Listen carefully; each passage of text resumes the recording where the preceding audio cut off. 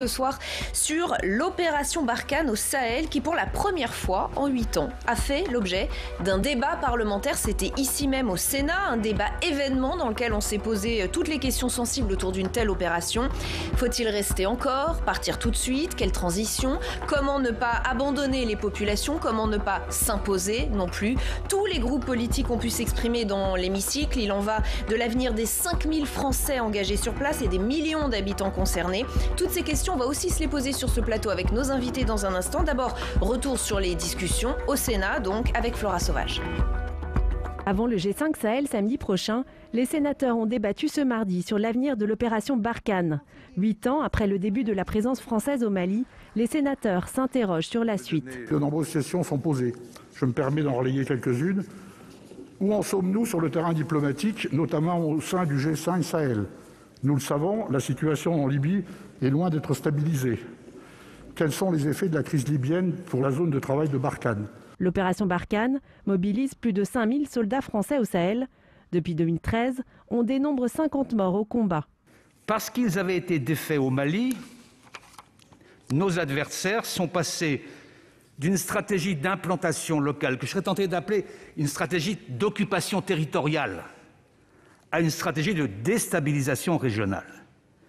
Si bien que la menace terroriste s'est étendue à l'ensemble du Sahel. Et c'est pourquoi, en août 2014, nous avons lancé l'opération Barkhane. Au Sénat se pose la question du maintien des forces françaises au Sahel. Le dénouement de cette crise qui dure depuis 8 ans ne sera certainement pas militaire, nous le savons. La solution ne peut être que politique et par conséquent, elle est essentiellement du ressort des Maliens eux-mêmes. Certains sénateurs vont même plus loin et souhaitent retirer les troupes françaises du Sahel. Nous devons tirer les leçons et tourner la page de Barkhane, car l'impasse est certaine, et créer les conditions d'un départ programmé de nos troupes pour lui substituer un nouvel agenda politique, économique et de sécurité pour le Mali et la région. Un avis qui n'est pas partagé par le président du groupe Les Républicains. Ni le retrait n'est une option, parce que le retrait ruinerait tous nos efforts, rendrait inutile la mort de nos soldats. Mais ni le statu quo ne saurait tenir lieu d'une stratégie, parce que ce statu quo risquerait de nous emmener dans un embourbement. Pour éviter l'embourbement, Emmanuel Macron devrait chercher à réduire la présence française au Mali lors du G5 consacré au Sahel le week-end prochain. Et voilà encore une question bien complexe avec nous ce soir pour ce grand débat d'ALPL. Alain Joyandet, bienvenue. Vous êtes sénateur LR de la Haute-Saône, membre de la Commission des Affaires étrangères, de la Défense et des Forces armées. Vous êtes président délégué du groupe France-Afrique de l'Ouest et ancien secrétaire d'État chargé de la coopération et de la francophonie. Ousmane Ndiaye, bienvenue. Vous êtes rédacteur en chef Afrique TV5 Monde et ancien correspondant au Sahel. Avec nous également, mais à distance, Pierre Laurent, bienvenue. On vient de vous voir dans ce sujet. Vice-président du Sénat, sénateur communiste de Paris, vice-président de la Commission des Affaires étrangères, de la Défense et des Forces armées. Et également avec nous, Niagale Bagayoko, bienvenue. Vous êtes politologue, présidente de l'African Security Sector Network. J'explique un peu ce que c'est. C'est une organisation panafricaine qui réunit des spécialistes des questions de réforme des systèmes de sécurité. Et vous êtes une spécialiste des politiques militaires européennes et américaines en Afrique. J'espère que j'ai tout bien dit. Alain Joyandet, pardon pour cette question simple. Je sais que la réponse ne l'est pas, mais est-ce qu'il faut stopper cette opération Barkhane? Est-ce qu'il faut quitter le Sahel? Alors, question simple, réponse simple. Non, je pense qu'il ne faut pas quitter le Sahel, ce qui ne veut pas dire que ce doit être le statu quo. Et d'ailleurs, quand on regarde bien ce qui se passe là-bas, on s'aperçoit que ça n'est pas le statu quo. Quand on parle de Barkhane, Barkhane c'est une force, mais en fait là-bas, il y a quand même 5 forces différentes, je ne sais pas si on aura le temps de rentrer dans le détail, qui sont coordonnées par le général commandant nos forces françaises, mais les choses bougent beaucoup en matière de formation des forces armées africaines, même si certes ça ne va pas assez vite. La coopération change aussi ses objectifs. Donc il y a énormément de choses qui bougent, qui ne nous permettent pas pour autant de partir, parce que c'est la sécurité non pas uniquement de l'Afrique, mais d'une bonne partie de l'Europe qui est en jeu. La concentration de forces terroristes, si on peut les appeler comme ça, qui peuvent menacer l'Europe. Dans la bande du Sahel. Vous savez, à l'est de la Mauritanie, le nord Niger, le nord Mali, le sud Algérie, toute cette zone-là dont j'ai eu par le passé à m'occuper lorsque j'étais au gouvernement, on voit bien qu'aujourd'hui, cet endroit-là, c'est la concentration des forces terroristes et donc on a le devoir de rester. Alors est-ce qu'il faut bouger un certain nombre de choses? Bien sûr, mais je pense que dans les grands objectifs qui ont été fixés par le président de la République, je pense qu'on progresse. Il n'y a pas suffisamment d'Europe, il n'y a pas suffisamment de Nations Unies, il y a peut-être trop de France seule, et ça coûte peut-être trop à la France. Donc il faut peut-être se tourner vers nos amis européens pour qu'ils viennent en aide aux forces françaises. Mais globalement, on y fait un travail formidable. Donc je ne veux pas terminer mon premier propos sans rendre hommage, évidemment, à ceux qui ont perdu la vie là-bas, à leurs familles. C'est un lourd tribut que nous payons, mais c'est un tribut dont va dépendre l'avenir de la paix de toute cette région et de la sécurité en Europe. Vous parliez du président de la République, Ousmane Ndiaye, il a parlé d'ajustement, le président de la République, ajustement des troupes au Sahel. Est-ce que ce mot est juste? Est-ce que ça vous semble la bonne direction? Enfin, moi je m'interroge sur qu'est-ce que ça veut dire en ajustement. Oui, posons-nous la question, faut-il partir ou pas? Mais avant de se poser cette question, qui n'appelle pas une réponse française, parce que cette réponse dépend d'une donne géopolitique qui échappe à la France. Voilà, clairement, on peut se poser la question, mais la France n'a pas les coups des franches parce que ça dépend d'un ensemble, d'une configuration géopolitique complexe. Et deuxième chose qui est primordiale à la veille du sommet de lundi, qui est une sorte de sommet de clarification encore une fois, avant de se poser la question, encore faudrait-il que la France ait une sorte de visibilité et une sorte de cohérence stratégique. Le dernier sommet entre la France et les alliés du Sahel, c'est le sommet de Pau. On avait quitté le sommet de Pau avec une décision du président Macron de monter en puissance, c'est-à-dire un engagement militaire augmenté. On s'est engagé, française d'abord, donc la France a renforcé ses troupes et Takuba devait venir. Un an plus tard, on est sur une stratégie inverse. Donc je pense qu'il y a un problème. Il y a un problème dans la stratégie française et puis il y a une contradiction très profonde et qu'il va falloir régler entre la France et ses alliés. D'un côté, on a la France qui dit, grosso modo, pas d'issue politique avec les groupes djihadistes armés, donc il n'y a pas de négociation politique possible. On y viendra, et d'un côté, les pays qui disent, non, nous, on veut une issue politique. Donc je pense que la question de l'engagement ou du désengagement militaire dépend de la réponse politique. Il est impossible de se désengager sans réponse politique viable. Et aujourd'hui, nous n'avons pas de réponse politique viable. Il y a une tentative avec l'Europe. Et là, aujourd'hui, on dit oui, il faut se désengager, l'Europe s'engage. Je suis assez pessimiste, j'avoue, parce qu'une des choses qui fait que les Français sont pris dans un piège, c'est qu'au départ de l'engagement français, il y avait le volet reconstruction des armées, notamment de l'armée malienne, pour qu'ils puissent reprendre le relais. Mais l'armée malienne n'est pas un État. Et malgré une mission européenne qui avait la mission qui était claire de reconstruire l'armée malienne. Donc je pense que l'Europe a déjà échoué sur la première phase. L'armée nigérienne fait un peu de progrès. L'armée nigérienne oui, mais l'armée malienne qui avait bénéficié de la mission n'est pas opérationnelle. Et l'Union européenne a fait 8 ans de mission. Des dizaines de millions d'euros. Et on est bien d'accord sur ce sujet. Pour l'instant, à mon avis, impossible. Il est impossible pour l'armée française de partir ou même de réduire ses effectifs. On poursuit ce tour de table avec nos deux intervenants qui malheureusement sont à distance, pour qui c'est plus compliqué d'intervenir. Niagali Bagayoko, moi dans ce que j'entends, c'est qu'en fait on n'a même pas à se poser la question, en fait on est bloqué, on ne peut pas partir. Moi, je ne suis pas totalement convaincue qu'on ne puisse pas partir. Je pense qu'il faut mettre l'instrument militaire au service d'un objectif politique, en effet, comme vient de le souligner Ousmane Ndiaye. Aujourd'hui, on s'aperçoit qu'en effet, il y a une dichotomie entre les positions qui sont adoptés au sein de la coalition internationale pour le Sahel, parce que je pense qu'il est important d'être précis. Une coalition internationale pour le Sahel a été mise en place. C'était l'une des principales décisions prises à l'issue du sommet de Pau. Elle a été actée à l'occasion du sommet de Nouakchott et son objectif était justement d'articuler l'intervention des différents acteurs, c'est-à-dire à la fois de la force Barkhane, mais aussi du du G5 Sahel. Et l'on voit bien que même dans ce cadre, il y a une grande difficulté à faire changer la donne stratégique sur le terrain. Ce ne sont pas seulement nous, les observateurs, qui le constatons. Il suffit simplement de se référer à la carte de conseil aux voyageurs du Quai d'Orsay qui, depuis l'attentat de Kouré qui a touché les personnels humanitaires français au mois d'août au Niger, est quasiment rouge pour l'ensemble de la zone. Comparons-la à ce qu'elle était il y a 1 an, il y a 2 ans, il y a 3 ans, il y a 4 ans. Donc cette photographie est tout à fait parlante pour désigner la situation.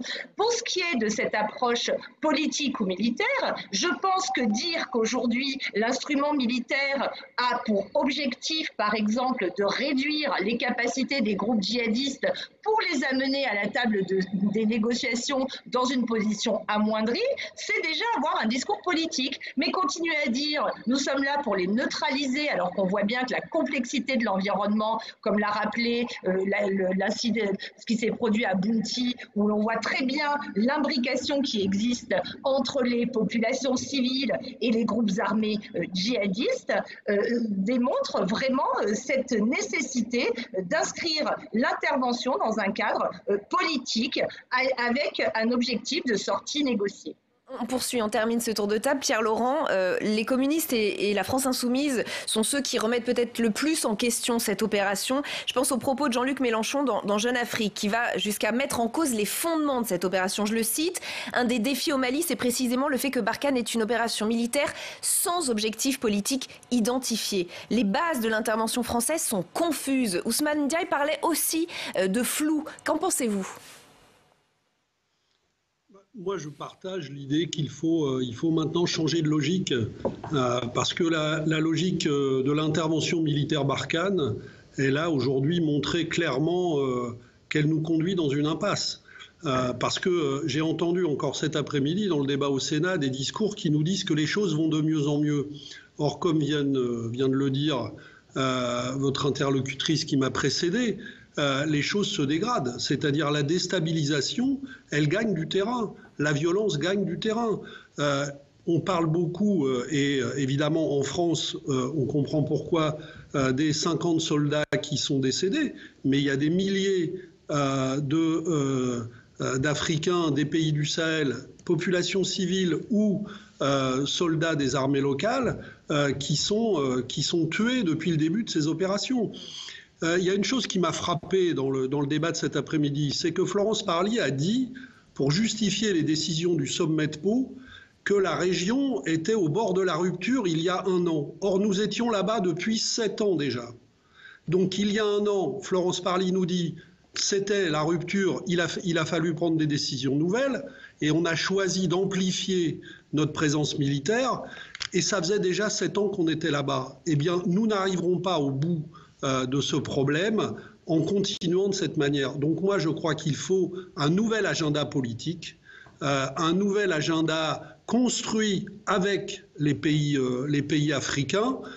Et quand les pays africains soulèvent des problèmes, par exemple sur les accords d'Alger, le ministre des Affaires étrangères français, cet après-midi, dit non, il ne faut rien toucher aux accords d'Alger, il faut les appliquer. Or, nous savons qu'ils peuvent ouvrir la porte à des choses dangereuses, dont la partition du Mali. Et ils sont mis en cause sur place. Donc quand des questions politiques sont soulevées par les pays africains, par les populations africaines, il faut travailler avec elles à un nouvel agenda. Et la France ne peut pas continuer à dire nous allons continuer à rester, tout en disant d'ailleurs dans le même discours que la solution ne sera pas militaire.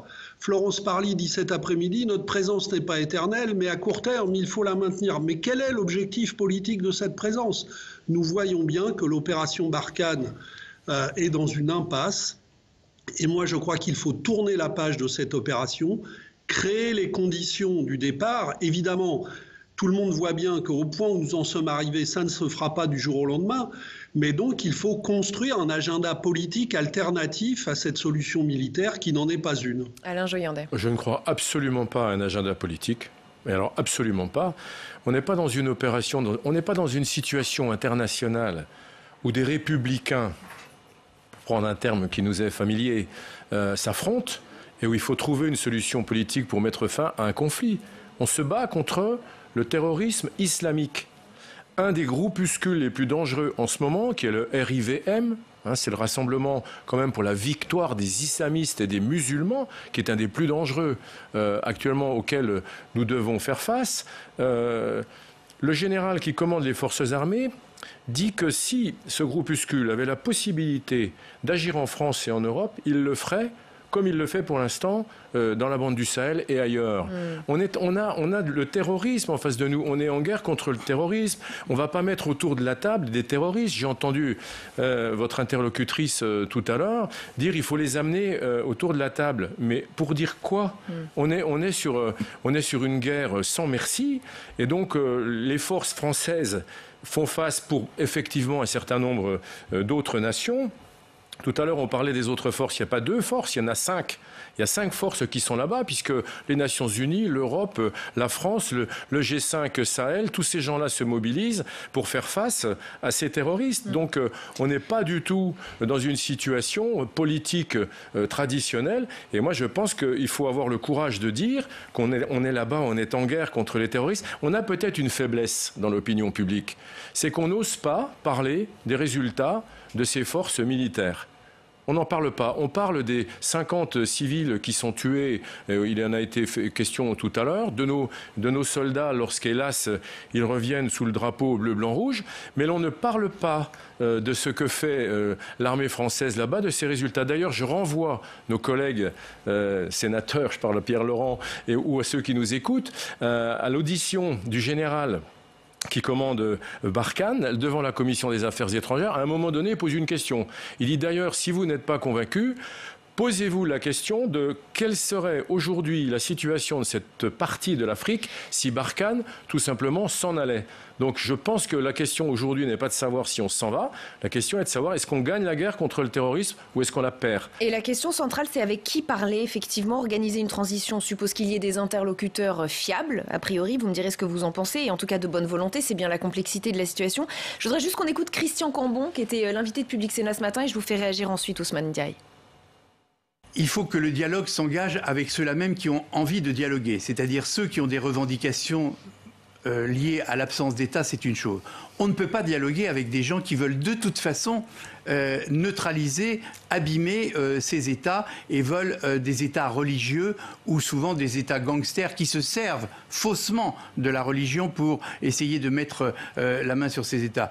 C'est ça la situation, Ousmane Diaye. On ne sait pas avec qui parler, parce que ce sont des... Si, c'est plus compliqué que ça. Je pense qu'il y a des interlocuteurs identifiés. Il y a eu des négociations qui ont abouti au processus de l'accord de paix d'Alger, qui patine, et malheureusement dont nous n'avons pas le courage de le remettre en cause. Premier problème. Après, il y a les groupes qui sont constitués, identifiés. Le principal groupe, le groupe de Yak Ali, qui est lié à AQMI, est clairement identifié. Donc, même s'il y a une myriade de groupuscules, mais on sait à peu près qui fait quoi. C'est-à-dire, si on voulait organiser une transition, si on veut un agenda politique, on sait à qui parler. Bah oui, il y a eu même par le passé des offres de négociation. De toute façon, il y a une forme d'hypocrisie dans le discours « il ne faut pas négocier ». En réalité, la France a toujours négocié. Aujourd'hui, vous prenez Yagag Ali, qui est le principal chef islamiste dans la zone. La France a toujours négocié pour libérer les otages, etc. C'est un acteur du Sahel depuis 20 ans. Et on a eu de cesse de négocier sur des questions précises comme la prise d'otages. Et quoi qu'on puisse dire, la réalité est qu'aujourd'hui, les alliés de la France sont en train de négocier. Au Mali, il y a un dialogue national qui aboutit à une sorte de proposition portée par l'ensemble des forces, société civile comme partis politiques, pour négocier. Donc on négocie avec des terroristes. De toute façon, même si la France ne négocie pas directement, les États qui sont acteurs du conflit ont décidé de négocier. Là, il y a eu un nouveau gouvernement au Burkina, il y a eu une déclaration de politique générale du Premier ministre. Il dit clairement, alors que le Burkina, contrairement au Mali, était sur la doctrine française, il ne faut pas négocier, il commence à envisager la négociation. Maintenant, il y a un problème, effectivement. Qu'est-ce qu'on négocie? Et j'aimerais bien vous répondre sur, quand on parle du subpolitique, ça ne veut pas dire forcément une sorte ça ne veut pas forcément dire la négociation. Moi, j'entends par objectif politique, en tout cas à court terme, la France ne peut pas toujours se substituer aux missions de l'État régalien malien. C'est ça que j'appelle, pour moi, l'objectif politique immédiat. La France ne peut pas se substituer. Il faut qu'à un moment donné, le Mali retrouve un minimum d'État. Quel que soit le degré d'engagement ou de désengagement, c'est un préalable.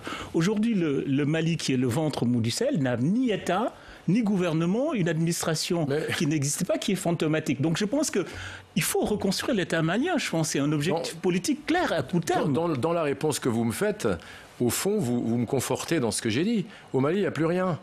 Au Mali, si la France n'était pas intervenue, le Mali serait aujourd'hui un État aux mains des terroristes. On a dépassé ce stade. Bien sûr, on a dépassé ce stade. Ça c'était en 2013. Là où on peut être d'accord, je pense, c'est que la France participe à la reconstitution d'un État, d'une administration, d'un pouvoir démocratique. Ce qu'il faut dire quand même, ce qu'il ne faut pas oublier de préciser pour qu'on comprenne bien de quoi on parle, c'est qu'au Mali, on est au Mali post-coup d'État, en train de reconstruire quelque chose, si possible, de stable.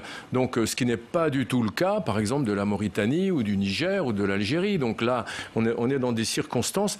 Les situations politiques, déjà, je pense, quand on parle de situations politiques ou de solutions politiques, où nous pouvons aider, je pense, c'est pour faire revenir des États stables dans toute cette région. Quand on a déjà des États stables, le plus démocratique possible, je pense qu'on a des gens à qui parler. Que eux parlent avec leurs groupuscules, c'est une chose. C'est pas la France qui doit parler avec des terroristes. Et est-ce que dans ce débat, on doit écouter les opinions publiques? En France, le dernier sondage IFOP de janvier nous dit 49% des sondés approuvent encore cette intervention. Ils étaient 58% en 2019, 73% en 2013. Et les opinions des pays du Sahel, qu'en pensent-elles? On se souvient, il y a pile un an, d'une manif de plusieurs manifs anti-français au Mali, par exemple, de drapeaux tricolores brûlés. Cela a repris il y a quelques jours, vous le voyez sur ces images, notamment parce qu'il y a ces soupçons de bavure dont vous parliez, Niagale Bagayoko. Une frappe aérienne sur le village de Bounti pourrait avoir tué des dizaines de civils, dont des femmes et des enfants. Paris assure n'avoir tué que des djihadistes. Florence Parly a même dénoncé des rumeurs. Pourtant, des témoins expliquent qu'il s'agissait en fait d'un mariage. Nos confrères de France Info ont même dévoilé une enquête sur le sujet qui accrédite la thèse de la bavure. Et tout cela renforce une colère déjà existante sur place. Écoutez. La stratégie de la France qui est de diviser pour régner. C'est cette stratégie qui a été d'être appliquée. Et que nous avons compris qu'elle veut nous diviser qui? Le peuple et l'État. C'est ce que et les dirigeants qui veulent mettre dos à dos. Alors que nous voulons une unité nationale. Donc, comme nous avons compris cette stratégie-là, nous n'avons pas prêté le flanc pour qu'aujourd'hui il y ait une répression. Niagale Bagayoko, est-ce que le problème n'est pas là aussi, des opinions qui ne sont plus pro-françaises? Juste, si vous me permettez de préciser quelque chose par rapport à cette question de la négociation. Je pense que ce n'est pas Niagale Bagayoko qui enjoint de négocier, ce sont en effet les États partenaires de la France qui le demandent aujourd'hui. Et l'enjeu du sommet qui va se tenir à N'Djamena la semaine prochaine va véritablement être de voir quelle sera la cohérence de la position politique des différents alliés et partenaires au sein de cette coalition. Pour ce qui est de cette question des opinions publiques, je pense qu'il ne faut pas minimiser le fait que l'ennemi est justement un acteur politique et non pas uniquement un acteur qui doit être défini par son mode opératoire. Être terroriste, ça correspond à un mode d'action. Or, on s'aperçoit que les responsables du G7 en particulier ont une stratégie très habile, y compris vis-à-vis des opinions. Il faut lire leur dernier communiqué. Ils s'adressent directement à l'opinion publique française en demandant pourquoi près d'1 milliard d'euros a été investi dans l'opération Barkhane en 2020 au lieu de l'avoir investi dans le chômage. Ils demandent aussi pourquoi certains affirment que des menaces sont directement orientées vers le territoire français. Donc, ce discours s'adresse à l'opinion. On est en effet dans une guerre qui est aussi informationnelle de ce point de vue-là. Et on s'aperçoit que les opinions françaises et africaines évoluent aussi en fonction de tous ces débats qui sont malheureusement très souvent articulés autour de théories du complot les plus fantaisistes qui soient, mais qui sont très graves parce que on voit l'armée française être accusée en réalité de livrer du matériel, des motos aux djihadistes, voire de voler des bétails en France pour alimenter les restaurants ici. Il faut voir à quel point ces fausses rumeurs alimentent aussi un sentiment anti-français, mais il y a également, surtout, le sentiment d'une inefficacité de cette opération qui n'est pas perçue comme apportant de la sécurité aux populations qui sont les premières victimes du conflit aujourd'hui. Ce sont elles qui sont les premières attaquées. Et l'incident de Bounty dont vous parlez, il n'est pas question de femmes et d'enfants. Je pense que la plupart des enquêtes le démontrent aujourd'hui. Mais la question qui se pose, en fait, est celle de savoir si l'imbrication, justement, des groupes djihadistes avec les populations civiles ne disqualifie pas l'efficacité de l'instrument militaire, parce qu'en effet, on en arrive à des morts civiles qui ne sont plus acceptées par les opinions publiques. On ne peut pas dire ça. On peut pas laisser dire ça, quand même. Il suffit de se rappeler de ce qui s'est passé au Mali, quand les militaires français sont venus libérer le Mali, quand le président de la République française a été acclamé au Mali. On ne peut pas laisser tenir des propos comme ça, quand on sait qu'un certain nombre de militaires français laissent leur vie là-bas pour la liberté des peuples. On a quand même livré au Mali un combat quand même pour revenir un peu à la démocratie. Si nous n'étions pas là, je rappelle qu'on a des accords de défense. On a des accords de défense. Ils ont été révisés. Il se trouve qu'ils ont été révisés lorsque j'étais au gouvernement. Et j'ai partagé un peu ça. Donc il ne faut pas tout mélanger, madame. Je pense que vous avez raison sur un certain nombre de vos propos. Mais je pense qu'on peut pas laisser dire, on peut pas laisser la fin de votre propos sans tirer un trait de plume comme ça sur la réussite. Les réussites qu'ont enregistrées nos militaires français. Bien sûr que tout n'est pas militaire, mais on ne peut pas vous laisser dire ça, c'est pas possible. Pierre-Laurent, ne serait-ce qu'en pensant à tous ceux qui ont laissé leur vie là-bas. Ce qui n'est pas possible, Alain Joyandet, c'est de dire, comme vous l'avez dit tout à l'heure, qu'il ne peut pas y avoir de solution politique. Il n'y a même pas un seul responsable militaire français, à commencer par le chef d'état-major, qui ose dire ça. Tous les militaires que nous avons auditionnés à la commission depuis le début de l'opération Barkhane commencent leurs propos par nous dire que la solution ne sera pas militaire. Donc il faut évidemment travailler à une solution politique, parce que sinon, tout engagement militaire, quel qu'il soit, n'a aucun espoir de déboucher sur une solution. C'est l'évidence aujourd'hui, après 8 ans d'engagement. Et même, j'ajoute que cet engagement, effectivement, qui est maintenant vécu par les Maliens eux-mêmes, comme aggravant l'insécurité nationale, aggravant la déstabilisation, est effectivement aujourd'hui vécu comme un problème, ce qui n'était probablement pas le cas lors de la première intervention Serval, c'est vrai. Mais aujourd'hui, les choses ont beaucoup bougé parce que l'expérience est là. Et vous ne pouvez pas renvoyer tous ceux qui soulèvent des questions à la complicité avec les djihadistes. Il y a un peuple malien, il y a des populations locales qui nous disent qu'elles veulent autre chose que ça. Et ce n'est pas parce qu'ils veulent voir débarquer les milices islamistes dans leur village. C'est même exactement le contraire.